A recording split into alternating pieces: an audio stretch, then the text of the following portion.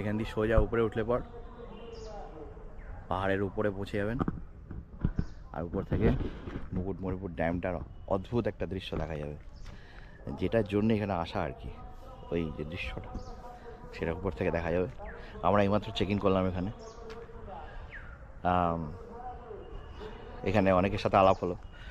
আসলে গভর্নমেন্ট প্রপার্টির ব্যাপারই আলাদা, এখানকার অভ্যর্থনা সমস্ত কিছুই খুবই অন্যরকম প্রাইভেট হোটেলের থেকে।